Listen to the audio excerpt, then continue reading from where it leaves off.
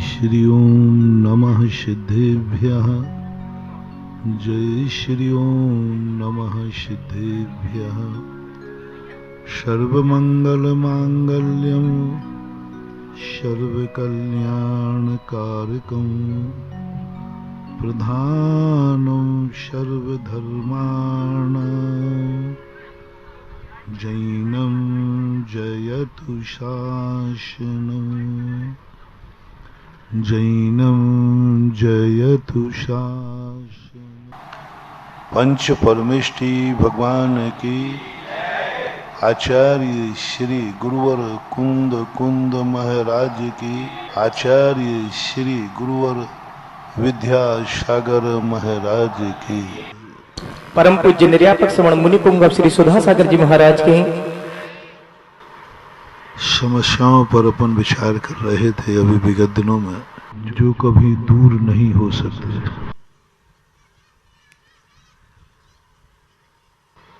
जिनके संबंध में हमें विचार करना ही नहीं है,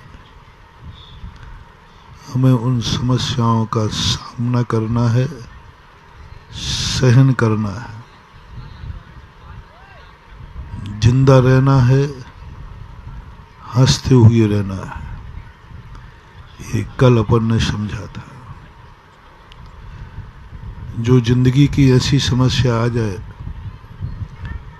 जिस पर तुम्हारे दूर करने का कोई उपाय न हो, तो हमने कल तुम्हें 3 संकल्प दिए थे।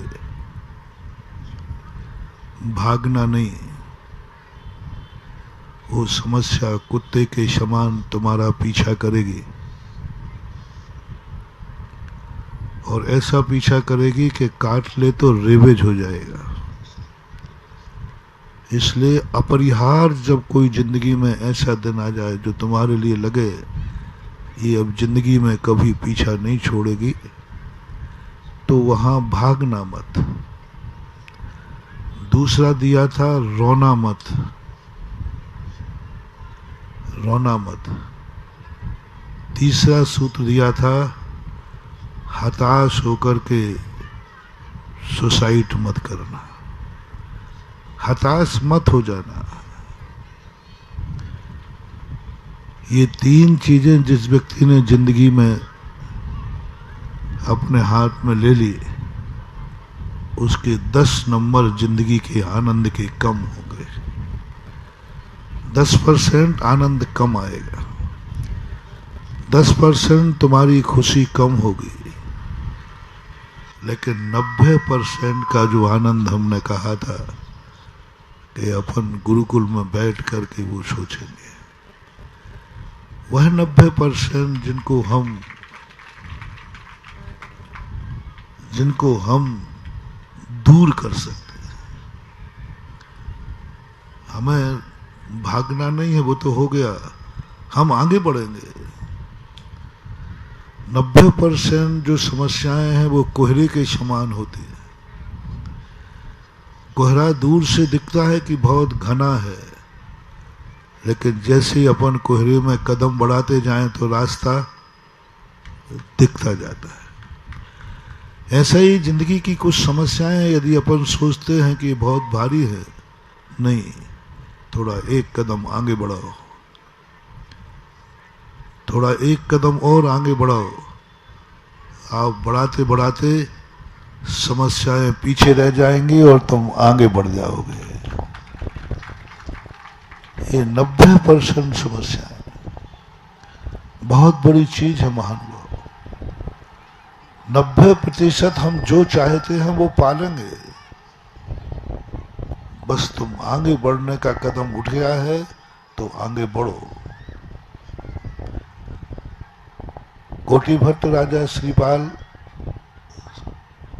मैना सुंदरी से यही पूछते हैं कि हर कन्या अपने शादी के ख्वाब देखती है, अपने पति को एक बहुत सुंदर रूप देखती है कि मेरा पति बहुत सुंदर हो, मेरा पति बहुत शक्तिशाली हो, मेरे पति के पास खूब अपरंपार धन दौलत हो। ये तीन चीजें प्रायः लगभग हर कन्या के ख्वाब होते हैं। ये तीन चीजें वो अपनी जिंदगी में अपने साथी में देखना चाहती है। धनवान, बलवान और रूपवान। ये तीन, ऐसी कोई दुनिया की नारी नहीं है, कन्या नहीं है जिसके अंदर ये तीन भाव ना आते हो। आते हैं, आते रहे हैं, आना ही चाहिए। लेकिन मैना सुंदरी, तुम्हारे पास तो ये तीनों नहीं है। और तुम्हारे मन में जब तुम्हारे पिताजी ने मुझे चयन किया तो मैंने तुम्हारी पहली दृष्टि देखी थी, तुम्हारे चेहरे पर कोई विषाद नहीं था। शादी के बाद कोड़ निकल आए तो बात अलग है, लेकिन कोड़ी को कौन विवाह करना चाहता है? शादी के पहले कोड़। सब देख रहे, सब जान रहे, पर तुमने एक बार भी प्रतिकार नहीं किया। तेरे चेहरे पर उदासीनता नहीं आई, तेरी आंख में आंसू नहीं देखा। क्यों? तो किस माटी की बनी हुई है? तेरा सोच क्या है? तेरे अंदर का सोच मैं समझ नहीं पा रहा हूं।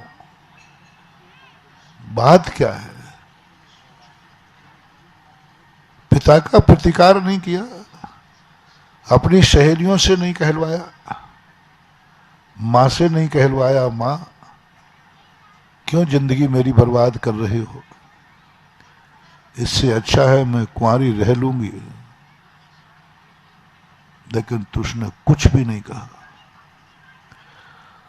और इतने दिन हो गए मेरे साथ रहते हुए, आज तक कोई उल्हाना नहीं दिया। आज तक तूने अपनी किस्मत को नहीं कोसा कि मैंने ऐसा क्या पाप किया जो मुझे ऐसा कोड़ी पति मिला। वनवास में हूं, जंगलों में पड़ा हूं,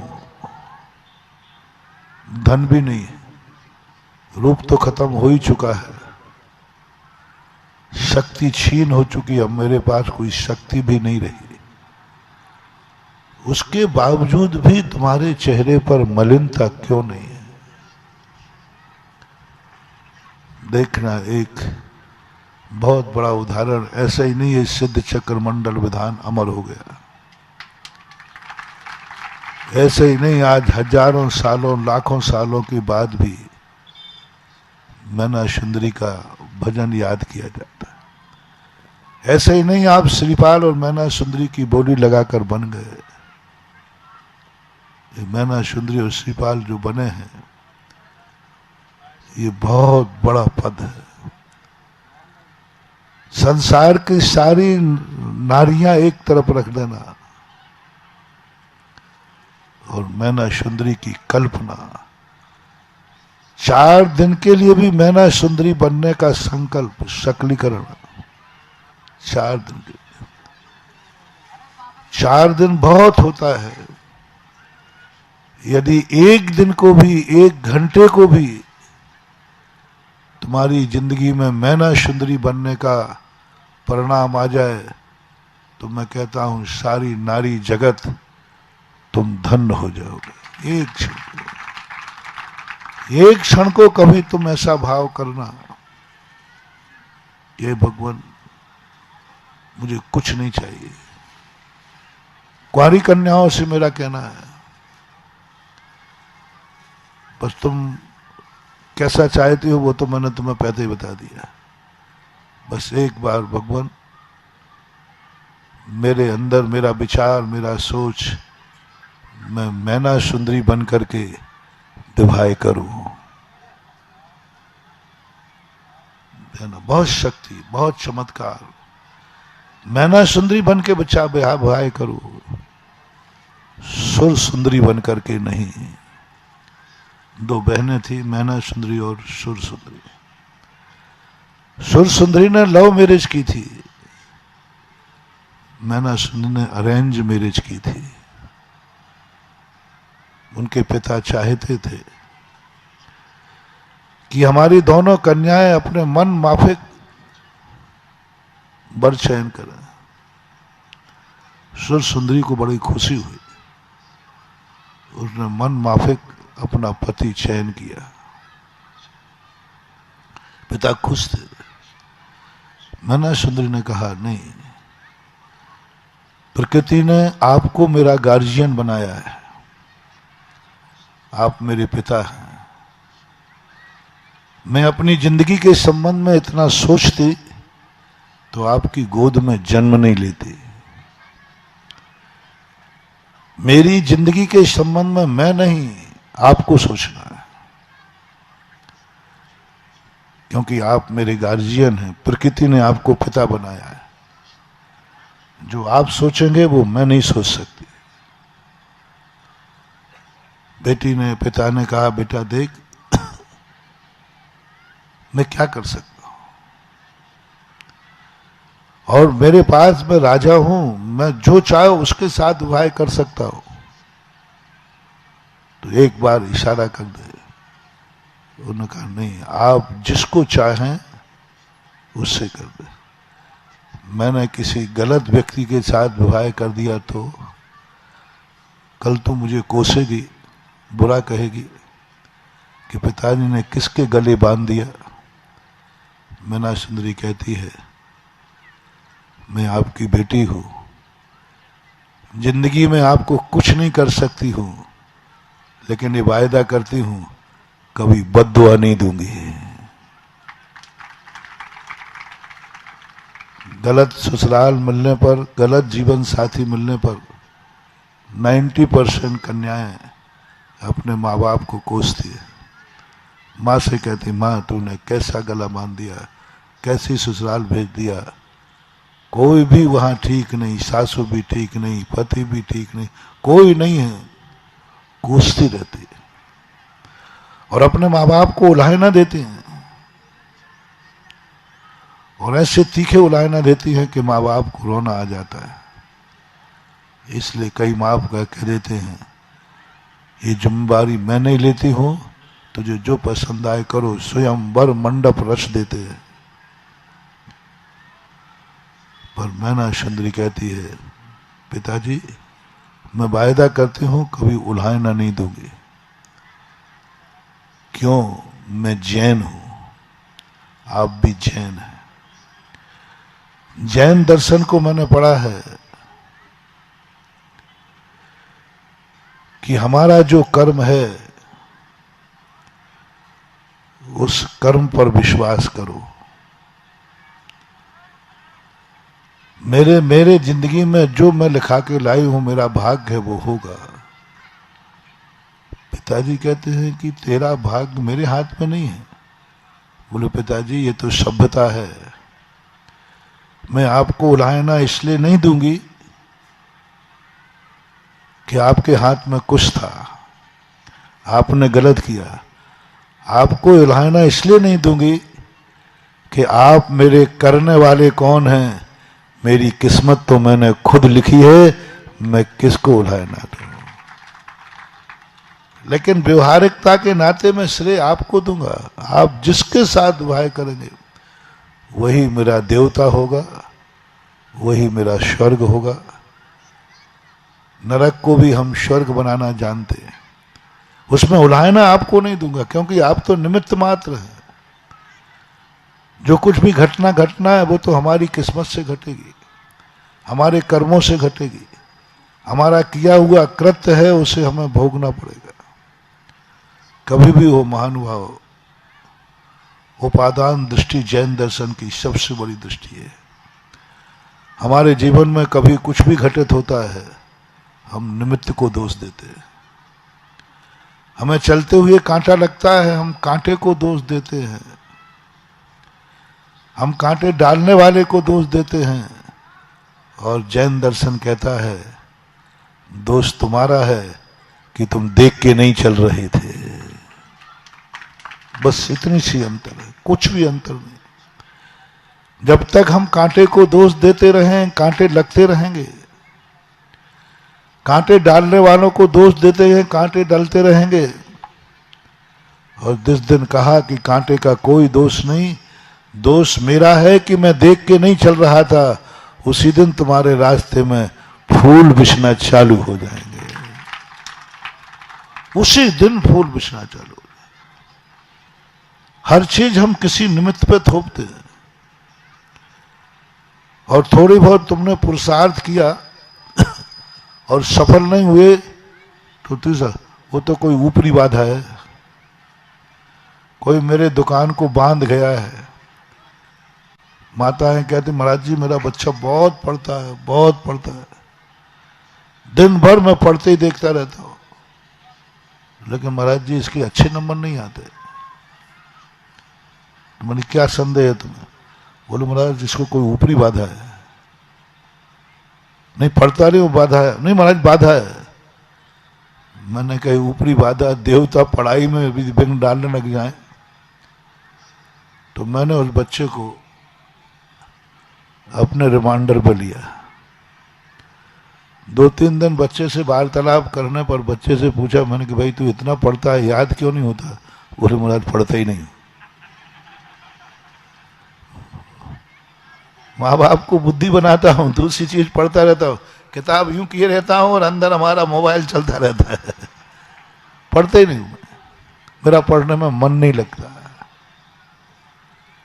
लेकिन ये कह दूं कि मेरा पढ़ने में मन नहीं लगता तो ये दोनों मारते हैं, पीटते हैं, हमेशा पता नहीं क्या गंदा बोलते हैं।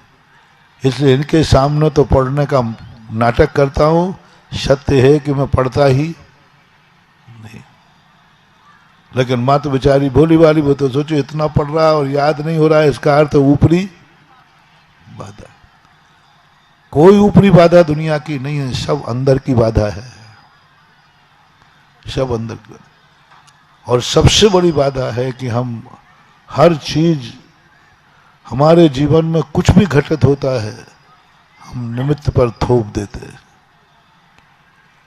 इसने ऐसा किया, इसने ऐसा किया। और जिस दिन हमारी दृष्टि ये आ जाए कोई कुछ नहीं कर सकता, जो कुछ होना है मैंने किया था, मैं कर रहा हूं, मुझे ही करना पड़ेगा, कोई कुछ नहीं कर सकता। जैन दर्शन के अनुसार सीता नरकों में पहुंची। एक बार सीता का जीव 16वें स्वर्ग में देव है। वहां से उसको आया भाव, ओहो मेरे निमित्त से, देखना कितनी बड़ी चीज है, मेरे निमित्त से रावण की दुर्गति हुई, निंदा हुई, मैं दोषी हूं। कल्पना करना, जगत का कोई भी व्यक्ति विदेही को दोषी कहने को तैयार नहीं, उसका कोई दोष था ही नहीं। सब कह रहे हैं कि रावण का दोष था, रावण की बुरी दृष्टि थी, रावण बुरा था, सब कहते, शास्त्र पुराण भी कहते, हम साधु संत भी कहते। विदेही की तो किंचित मात्र भी गलती थी ही नहीं। लेकिन स्वयं विदेही बोलती है किसी की कोई गलती नहीं, सब कुछ गलती मेरी है, मैं ही हूं इस फसाद की जड़। और नरकों में पहुंच के रावण के सामने क्षमा मांगती है, हे रावण तुम्हारे, मेरे निमित्त से तुम्हारी निंदा हो रही है, मेरे निमित्त से तुम्हें हर साल दशहरा मैदान पर जलाया जा रहा है, मेरे कारण से तुम्हारा अपमान हो रहा है, मेरे कारण से लोग तुम्हारे रावण बुरा मानते हैं, पता नहीं क्या क्या ये सारी दुनिया कह रही है। रावण से सीता का जीव रावण को कहता है नरकों में जाके, तेरी इस संसार में बहुत बदनामी हो रही है, बहुत बदनामी। तो रावण कहता है बदनामी तो होगी, मैंने बदनामी का काम किया है, मैंने तुम्हारा अपहरण किया था, तो ये तो बदनामी का काम ही, बदनामी तो होगी, कोई प्रशंसा थोड़ी होगी। सीता कहती नहीं लंकेश, तुम्हारी कोई गलती नहीं, इन सारी गलतियों की जड़ मैं हूं। रावण स्तब्ध हो गया। बोले तुम्हारी क्या गलती है, तुम्हारी क्या गलती है, तुम्हारी तो कोई, रावण कहता है मैं, तुम्हारी क्या गलती है, तुम्हारा तो कोई दोष है ही नहीं, सारा दोष मेरा है। और दोनों में इतना विषमवाद हो गया, बहस। रावण कहता है सारा दोष मेरा है, और सीता कहती है सारा दोष मेरा है। जब दो अपराधी अपने आप को दोषी मान लें, क्या मजा आ जाए। समाज में और घरों में जब भी कोई झगड़ा टंटे होते हैं, सासू अपने को दोषी मान ले और बहू अपने को मान ले, सदा सदा के लिए झगड़ा खत्म हो जाएगा। तू मैं झगड़ा हो रहा है, तेरी गलती है मेरी नहीं, तेरी गलती है मेरी नहीं। जैन दर्शन बस इसके खिलाफ है। जैन दर्शन को तुम समझ ही नहीं पाओगे। जैन दर्शन कहता है कि गलती किसकी है, दुनिया किसको गलत मान रही है, इसको मत सुनो। तुम तो एक ही बात कहो, गलती है या नहीं है, सारी गलती मेरी है, सारी गलती मेरी है, तुम्हारी कोई भी गलती नहीं। बस इतना सा तुम मान लो, सारा जगत तुम्हारे लिए मीत हो जाएगा। एक सासू और बहू थी, बहुत अच्छा प्रसंग था। लड़का था और पिता थे, दोनों एक बाजार से बरनी लेकर आए, कांच की, बहुत प्यारी बरनी थी, रख दी। सासू अलग कमरे में बैठी थी, वो लोग बाहर बैठे थे। बहू ने बरनी उठाई और हाथ से छूट गई, बरनी टूट गई। अब वो जो लड़का था उसने कहा तो बरनी की आवाज है। वो आपे से बाहर, इसके हाथ तोड़ दूंगा, इसने बरनी तोड़ दी। डंडा लेके आया, ससुर भी बड़बड़ाते हुए आ गया। बहू से गलती भर हो जाए पूरा घर टूटता है। ससुर आ गया गालियां देते हुए, अंधी है, लूली है, लंगड़ी है, इतना नहीं विवेक है, जब से आई ये घर बर्बाद कर दिया है, जब से अरे भाई घर बर्बाद देंगे, एक बरनी बर्बाद की है, लेकिन बरनी के बहाने क्या भरी थी ना बंदूक। बरनी तो एक बहाना था, दोनों के अंदर बंदूक बारूद भरी हुई थी। दोनों जब से आई है तब से बर्बाद कर दिया, नाश कर दिया। कहाँ की उल्टा आ गई है। अरे वाह भाई, अरे एक बरनी है भाई, क्यों, लेकिन दोनों डंडा लेके आ गए। सासू थी, वो मुनि भक्तन थी, साधुओं का प्रवचन सुनती थी। हो सकता है उस समय 12 वर्षीय कोर्स कर रही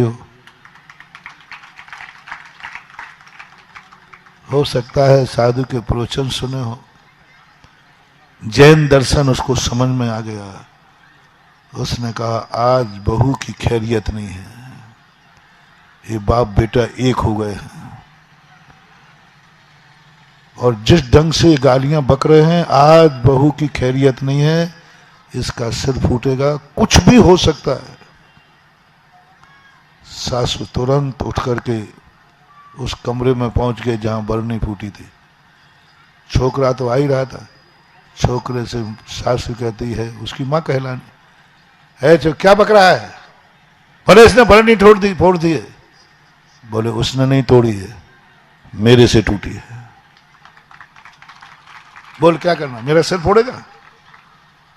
अब मां का सिर कौन फोड़े, मेरा सिर फोड़ेगा क्या? उसने नहीं फोड़ी, मैंने फोड़ी है, मेरे हाथ से छूट गई तो छूट गई, मैं क्या करूं? अब जैसे ही मम्मी ने ये कहा तो अब छोकरा तो क्या करे बेचारा, चुपचाप होकर। वो श्रीमान जी पीछे थे बाप, ना क्या कर रहा, किसको चिल्ला रहे हो, किसको चिल्ला रहे हो? उसने तो जैसे ही सुना कि इसके हाथ से, उनकी तो उन्होंने कहा इसके मुंह मत लगो, क्या चिल्लाते हुए आ गया, मेरे हाथ से तोड़ो, छोड़ो मेरे हाथ, तोड़ो, क्या करना है। वे दोनों खिसक गए। बहुत बड़ा जैन दर्शन का बहुत बड़ा रहस्य समझ जाओ महानुभाव। बहू देख रही थी, पढ़ी लिखी थी, बोले ऐसा भी होता है क्या? सासू को मालूम है कि बरनी मेरे से फूटी है, और आज सासू इतना झूठ बोल गई। माँ जी आपने इतना झूठ क्यों बोला, आप तो यहां थी ही नहीं। बोले बेटा बरनी तो फूटी गई थी, वो तो 100-200 रुपए की थी, लेकिन ये तेरा सिर फोड़ देते तो उसको जोड़ने में कितना समय लगता। ये तो बरनी है 100-500 रुपए की, ये टूट जाएगी फिर आ जाएगी, लेकिन वो जिस तरीके से गुस्से में थे, सिर में मार देते सिर फूट जाता, वो कितने रुपया में जुड़ता। और कहीं उल्टा सीधा लग जाता तो गुस्सा क्या होता है, क्रोध अंधा होता है, हाथ पैर तोड़ देता, सिर फोड़ देता, ब्रेन हेमरेज हो जाता, हत्या हो जाती, मर जाती। कितनी संभावनाएं थी। तुझे मार देते, और वो मार देते क्योंकि पिता का सपोर्ट था, उसको पिता साथ में था, कितना अनर्थ हो सकता था। हाथ पैर टूटते कितना अनर्थ होता, ब्रेन हेमरेज, सिर में चोट लग जाती, मर जाती, सारा परिवार जेल में सड़ता। उसको कुछ भी नहीं था। वो मेरे एक झूठ बोलने से बेटा सारा परिवार बच गया, तू भी बच गई, नहीं तो भी खून बह रहा होता। एक झूठ ही तो बोलना पड़ा मुझे, एक सारा अपने सिर पर ही तो लेना पड़ा मुझे। यदि मेरे वही बरनी का फूटने का दोष मेरे सिर पर लेने से पूरे घर की शांति बनती है, तो जाओ मैं जिंदगी भर हर गलती को अपने सिर पर लेती रहूंगी। यह है सम्यक दृष्टि का लक्षण। कभी तुम्हें जैन दर्शन समझ में आया हो, कभी इन नारियों का स्वरूप समझ में आया हो, तो कभी आपके मन में ऐसा भाव आ जाए मेरे द्वारा मेरी कोई गलती नहीं है, इस गलती को यदि मैं अपने सिर पर ले लेती हूं तो शांति हो जाएगी, सब कुछ ठीक हो जाएगा, और कुछ भी गलती नहीं। ले लेना, ले लेना, मरना पड़े तो मर जाना। ऐसा हुआ है जयपुर के अंदर दीवान के साथ। एक व्यक्ति ने किसी का अंग्रेज ऑफिसर का मर्डर कर दिया। अंग्रेज क्रोध में आ गए, पूरे मोहल्ले को घेर दिया कि मारने वाला यदि प्रस्तुत नहीं होता है तो पूरे मोहल्ले को भून दिया जाए।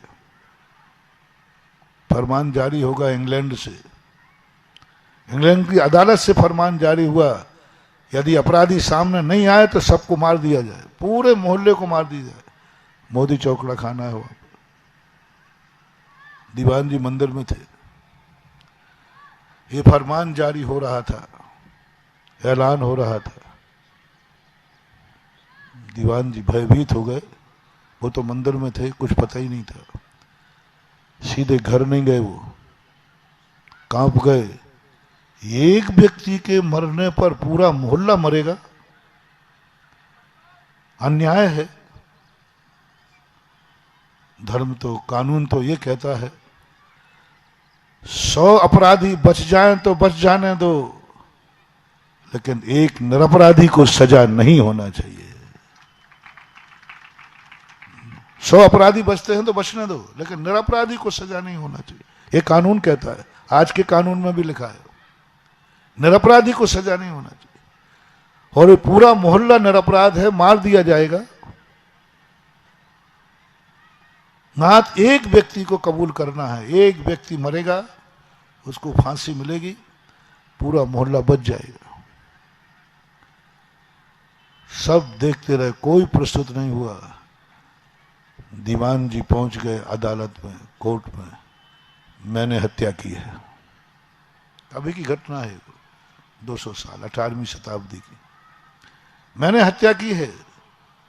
सारे अंग्रेज कमिश्नर सब लोग कहते हैं कि तुम क्या हत्या करोगे, पानी छान के पीने वाले तुम दीवान जी, संभव ही नहीं है।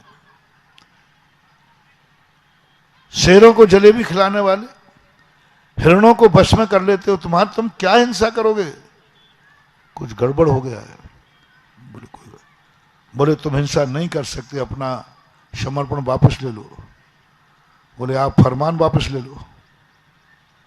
बोले फरमान वापस तो नहीं होगा, इंग्लैंड से हुआ है। तो बोले दीवान जी का समर्पण भी वापस नहीं होगा, हत्या मैंने की है, मैंने की है। कोई भी हत्या नहीं की, उनको तो मालूम ही नहीं था, वो तो मंदिर में थे जिस समय घटना घटी।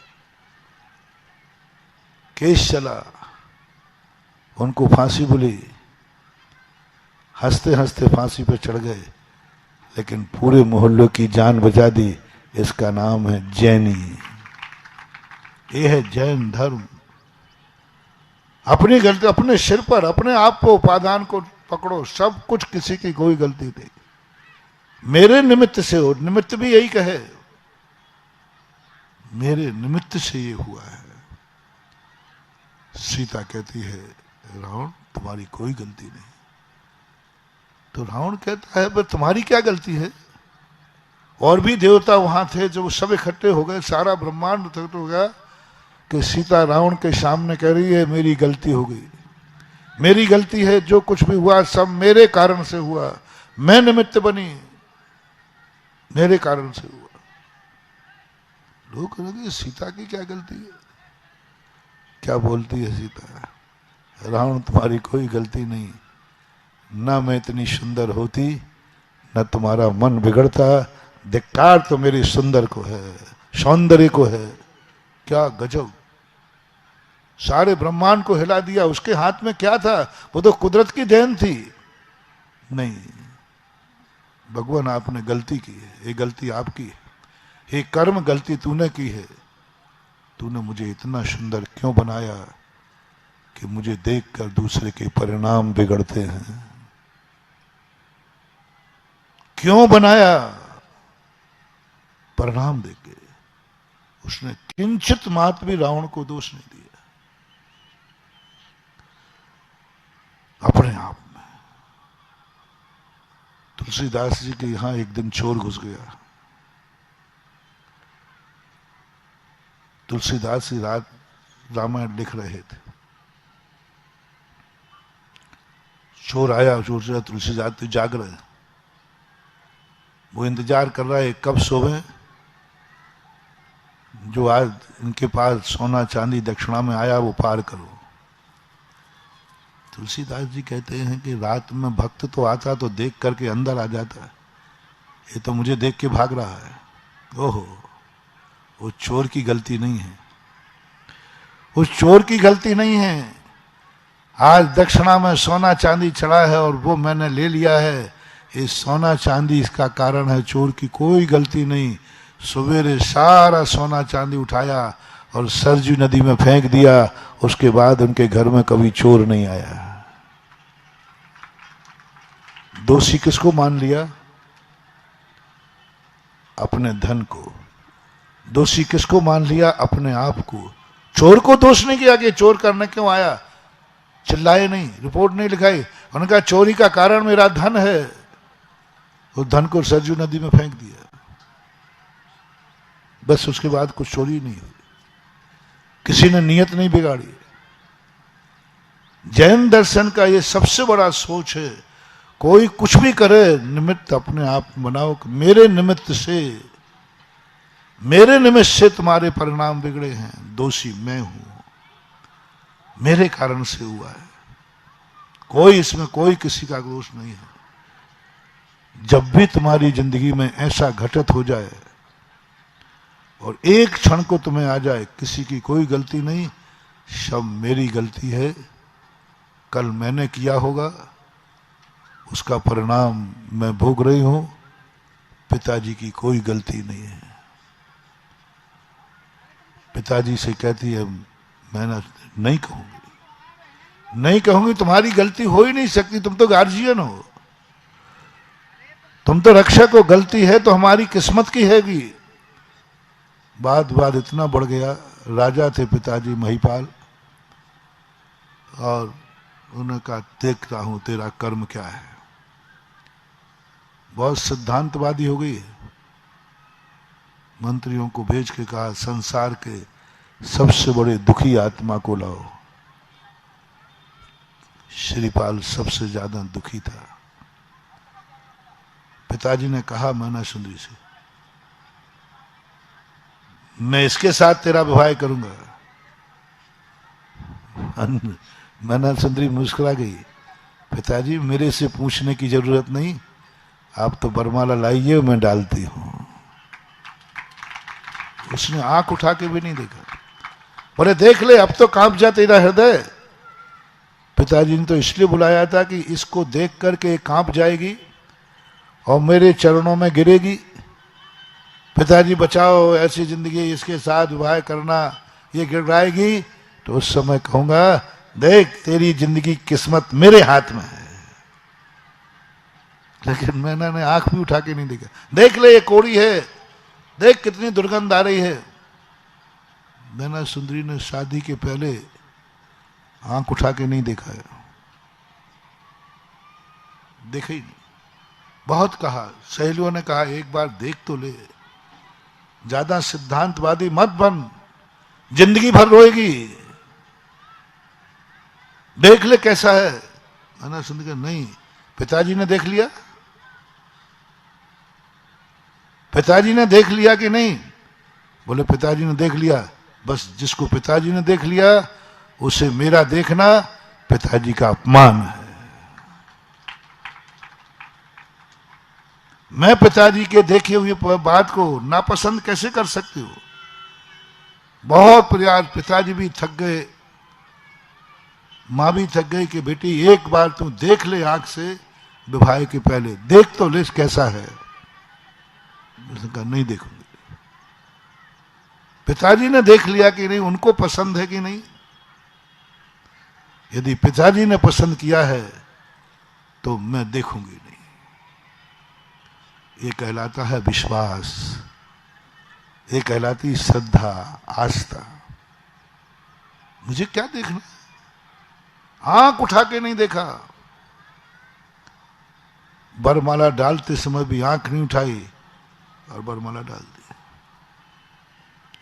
श्रीपाल भी सोचते थे मुझे कौन बरमाला डालेगा, जिसकी आंखें मेरे ऊपर उठ जाएंगे उसकी हृदय कांप जाएगा। मेरी दशा, मेरा कोढ़, मेरे कीड़े, मेरी दुर्गंध, जैसे वो मुझे देखेगी तैसे ही कांप के मूर्छित हो जाएगी। इसके साथ कुछ नहीं हुआ। क्यों? श्रीपाल पूछते हैं मैना से, क्यों? तूने क्यों नहीं देखा मुझे? तूने पसंद क्यों नहीं किया मुझे? तू एक बार देख तो लेती विवाह के पहले। तूने कहा नहीं, मैं नहीं देखूंगी। तो विवाह के बाद तो तेरी जिंदगी कैसी हो गई देखो तो सही। फिर भी तू एक बार भी उल्हाना नहीं दे रही है कि मेरा कौन सा पाप किया है जो मेरे जैसा कोड़ी तुम्हें मिला। जब देखो जब सेवा में लगी रहती है और ऐसा भाव लगता है जैसे तुझे मैं कोड़ीपति नहीं मिला हूं, साक्षात भगवान मिला हूं। सौभाग्य मान रही है। आनंद के साथ सेवा करते समय तेरे मन पे सिकन नहीं, तो ऐसे सेवा कर रही है जैसे कोई भक्त मुनिराज की सेवा कर रहा हो। किंचित मात्र भी उल्हाना नहीं, सिकन नहीं, अवभाग्य मान करके सेवा कर रही है, अवभाग्य मान करके तू भक्ति कर रही। क्या है ये? बताओ मैना, क्या है? किस माटी से बनी है तू? तेरा दिमाग कैसा है? मुझे तेरे पे तरस आता है, मुझे मेरे पे तरस आता है। तुझे क्यों नहीं आ रहा है तेरे? बहुत मार्मिक बात महानुभाव। 90% 90% मैना सुंदरी यही कहती है। क्या बात है, पिताजी ने मेरा कोड़ी से विवाह कर दिया, क्या फर्क पड़ता है, इसके 10 नंबर हैं। कोड़ी पति मिलना 10 नंबर है, 10 नंबर का दुख है। श्रीपाल कहता 10 नंबर का दुख है, पूरी जिंदगी का दुख है, और मेरा कोड़ कभी दूर होने वाला नहीं है, और तुम मुझे कभी छू नहीं सकेगी। बोले इसके 10 नंबर है। मैं जैनी हूं, मैंने जैन दर्शन पढ़ा है। भाग्य, किस्मत और बुरे दिन 10 नंबर के होते हैं। 90 नंबर मेरे हाथ में है, पिताजी के हाथ में नहीं। पिताजी के हाथ में 10 नंबर थे, क्योंकि मैं उनको समर्पित थी। वो इतने ही कर सकते थे, मुझे कोड़ी से दुखी से विवाह कर दिया। ये 10 नंबर, ये कोड़ मुझे 10 नंबर दुखी करेगा, इससे ज्यादा नहीं। मैं तुम्हें छू नहीं पाऊंगी, ये दुख 10 नंबर का होगा, 10 नंबर का दुख होगा, ज्यादा कुछ नहीं है। ये मात्र क्षणिक सुख होगा, लेकिन जो 90 नंबर का सुख है वो तो अभी मेरे हाथ में है, पिताजी के हाथ में नहीं। वो क्या है? विश्वास। देखो, सभी लोग बहुत बड़ा मोटिवेशन लेना। जब तुम्हें दुख की बात आवे, बहुत बड़ी बात दे रहा हूं, मंत्र मान लेना इसको। बोले ये तो पक्का है, आपने पाप तो किया है, आपने पाप तो किया है, आप पापी हो, क्योंकि बिना इसके कोड़ निकल ही, और मैं भी पापन तो हूं, मैंने भी पाप किया है, तभी आप जैसे कोड़ी मुझे मिले, इसमें कोई संदेह नहीं है। तब दोनों को पापी मान रही है, फिर भी मन में विषाद क्यों नहीं है? 90%।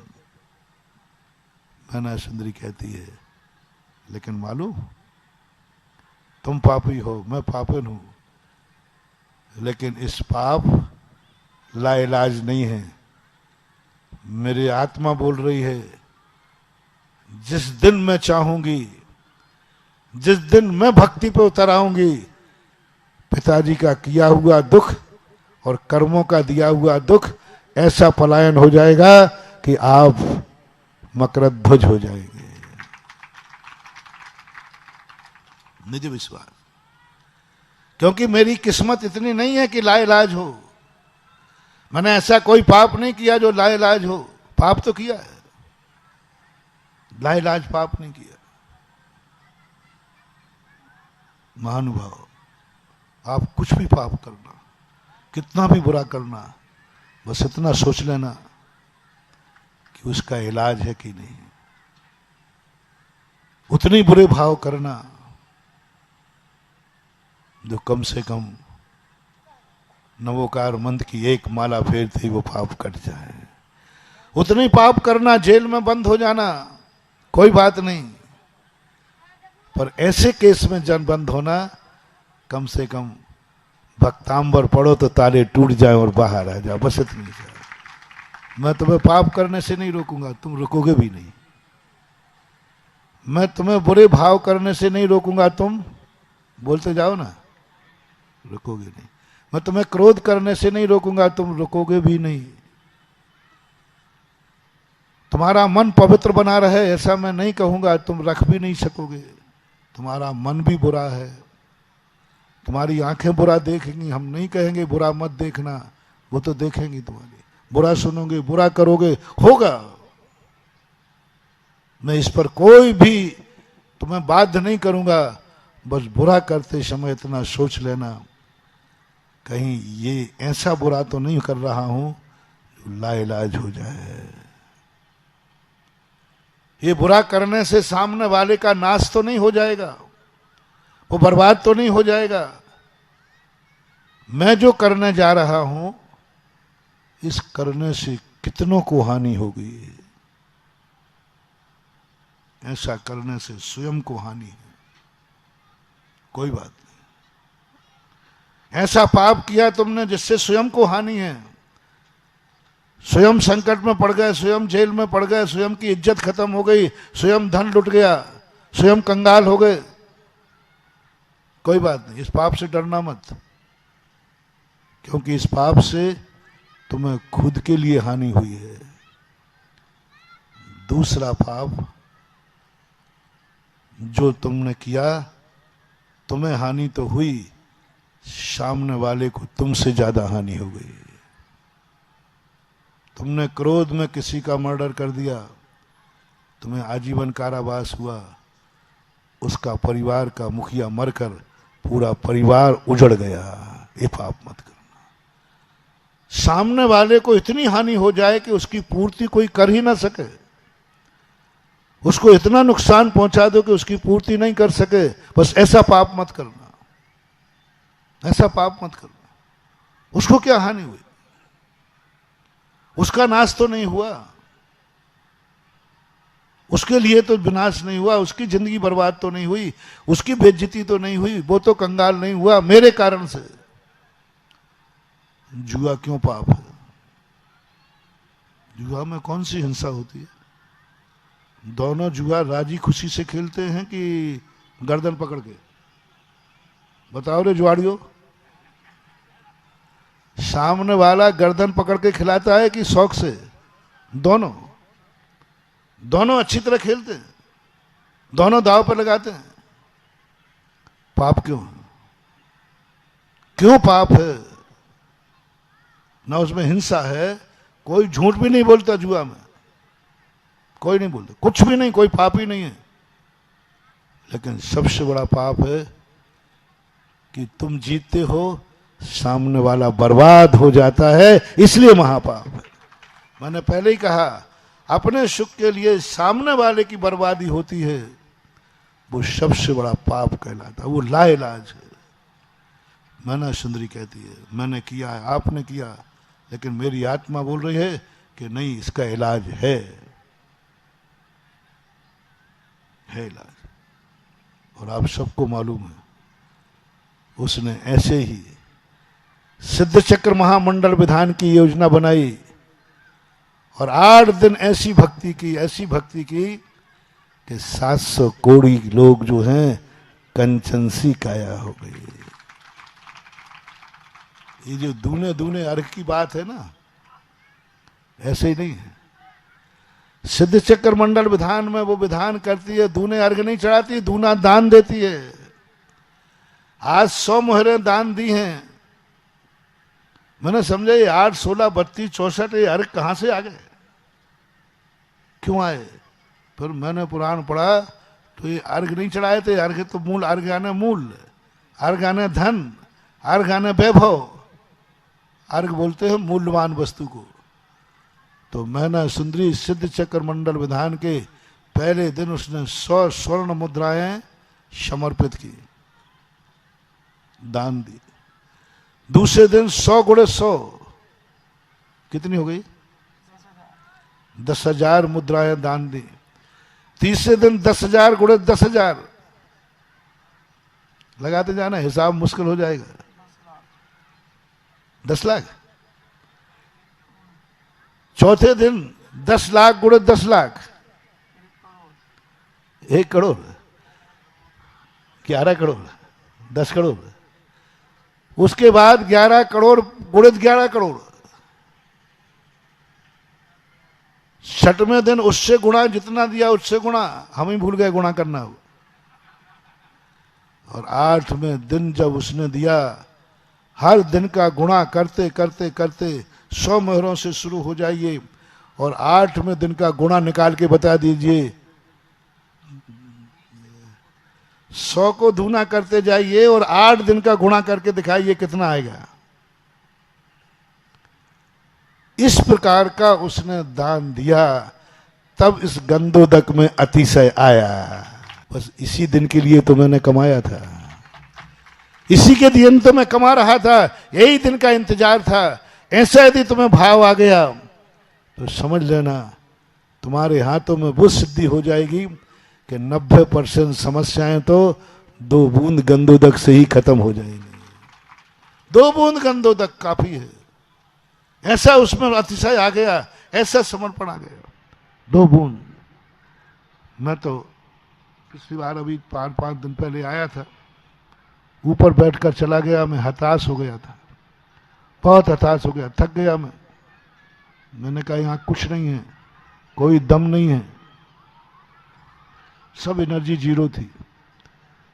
एकाएक सुबह आकर के तुमने मुझे यहाँ बैठा लिया, अभी बैठा हूं, मेरा शरीर झंझना गया। इतनी ताकत है इस भूमि पर जहां अपन बैठे हैं। पूरे प्रांगण में सबसे ज्यादा एनर्जी इस भूमि पर है। बैठते ही मेरे पैर झंझना गए। इतनी ज्यादा ताकत इस भूमि पर है जहां अपन बैठे हैं।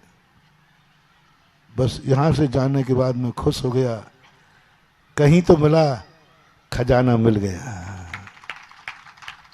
पूरी भूमि में कहीं भी थोड़ा सा भी स्थान मिल जाता है, फिर उसको डेवलप तो कर लेते। सारी भूमि का खजाना इस भूमि का जो कुछ भी आज चलाया, इस भूमि ने चलाया। और मेरा मन अब वहां कमरे में बैठे सोच रहा था, सबसे ज्यादा एनर्जी यहां है, क्यों ना यहां सबसे ज्यादा एनर्जी वाला जिनेंद्र भगवान का मंदिर बने, और ऐसा मंदिर बने, ऐसा अतिशयकारी बने कि सारे भारत के लोग इस मंदिर की तीर्थ यात्रा करने के लिए यहां आए। ये ताकत इस भूमि में है। इतने बड़े भगवान बैठे हैं, बड़े भगवान जो इस एरिया के बड़े बाबा कहलाए, और वो भूमि तो मुझे मिल गई है। अब बस बनाने वाला और मिल जाए तो इन्हीं 4 दिनों में शिलान्यास हो जाए। और आज शनिवारी नवमी है। मैंने कल कहा था शनिवारी नवमी का अर्थ क्या होता है? एक अजूक मुहूर्त होता है। तो ऐसा मन तुम बनाए, कोई ऐसा व्यक्ति सामने आए जो जिनालय को स्थापित करो, ऐसा विशाल जिनालय बने, अच्छा बढ़िया, जो तीर्थ रूप का धारण करे। कुछ नहीं करना, बस इतना ही सोचना है, ज्यादा नहीं करना। तुम्हें काहे के लिए कमाया था रावण या भरत चक्रवर्ती? रावण भी वही बोलेगा और चक्र भी, शब्दों में कोई अंतर नहीं है, महज सोच का अंतर है कि हमें यदि कभी मौका मिले, हमें कभी निमित्त मिले, हम सब कुछ लगा देंगे। निमित्त मिले तो सही, कोई मौका मिले तो सही। राजस्थान में एक भजन गाते हैं, सतगुरु मिले तो बाता मैं करा,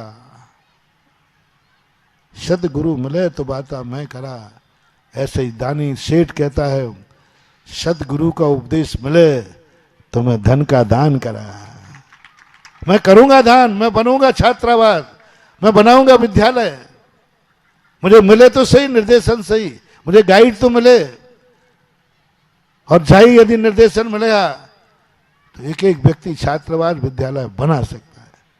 और जब इतना बढ़िया मंदिर बनेगा तो हम आएंगे, हम नहीं, मतलब हमारे जाति के लोग, तो वे कहाँ ठहरेंगे? एक दातार ऐसा है कि 5-7 कमरों की एक संतशाला बनाए, और यदि यहाँ संतशाला बन गई तो हर साधु बरुआ सागर में कम रुकेगा, यहाँ ज्यादा रुकेगा। यहाँ इसलिए रुकेगा, मैं 4 दिन वहां रखा, वो मजा नहीं आया। अभी 2 घंटे में जो मुझे यहाँ आनंद आ रहा है, अभी तो हमारी सामायिक बाकी है। वहां वो नहीं, वहां चारों तरफ की वर्णनाएं अलग हैं, यहाँ का रूप अलग है। और जिस स्थान पर मैं बैठा हूं, यहाँ तो इतना गदगद हो रहा हूं, रोमांचित हो रहा, और इसी भूमि पर अपना सिद्ध चक्र मंडल विधान हो रहा है, तो और ताकत करेगी। तो एक ऐसी संतशाला भी छोटी सी हो कि साधु कभी आवे तो बड़ी बरुआ सागर रहे, 8-15 दिन कभी साधना करने के लिए यहाँ आ जाए। यहाँ शांति है, साधना है, तपस्या है। और जब साधु यदि तपस्या करने लग जाएंगे तो उनकी वर्णनाओं से सारा क्षेत्र एनर्जी से भर जाएगा। अधिक से अधिक साधुओं की सामायिक यहाँ हो, जितना साधु रुकेगा, जितनी सामायिक करेगा, उतना ही इसकी स्थिति बनेगी। लेकिन साधु को रुकने के लायक, और एक महानुभाव संतशाला तुमने बना दी, एक साधु एक सामायिक तुम्हारे उस संतशाला में कर गया, तुम्हारा बनाना सार्थक हो गया, सफल हो गया। वो इतनी एनर्जी उसमें दे देगा। और जिनालय की तो महिमा मालूम ही है। समय आपका हो गया, और आपको कहा भी था कि 10 और 11 के बीच में आपको छोड़ना है। आज पहला दिन था, कल ठीक 5 बजे से आपको, आज पहला दिन था, लेट हुए, ध्वजारोहण भी था, सकलीकरण भी था। आज कर लो और करके फिर करें। आज की बात को ध्यान रखना कि सब कुछ अपने उपादान में है। बस एक बार ये बोल दो, आज के दिन के लिए ही मैं जिंदा था। बस एक बार बरुआ सागर के सेठ बोल देवे, आज के लिए ही मैंने, मुझे आ नहीं रहा आगे का शब्द, मैं थोड़ा भूल रहा हूं, याद दिलाना।